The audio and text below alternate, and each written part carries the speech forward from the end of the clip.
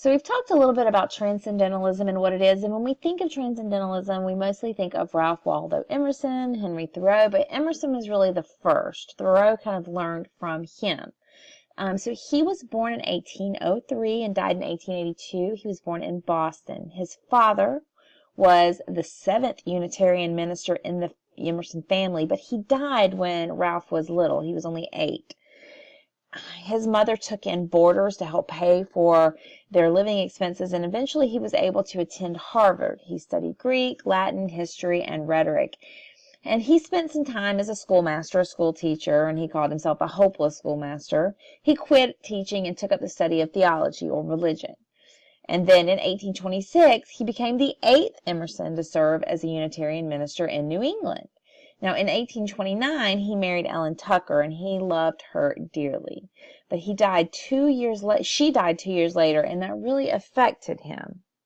So he became very skeptical of some Christian rites and doctrines. Now, remember, he was a minister, and they didn't really seem to embody truth to him anymore. So he resigned his position as minister, and he went on a tour of Europe.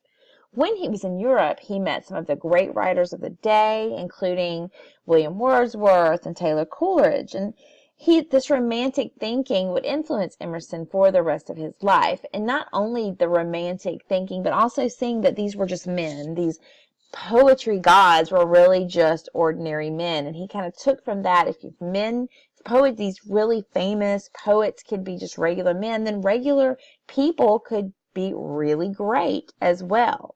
And so he really took that back when he came back to America. And he's really considered the father of transcendentalism, which is just one branch of American Romanticism.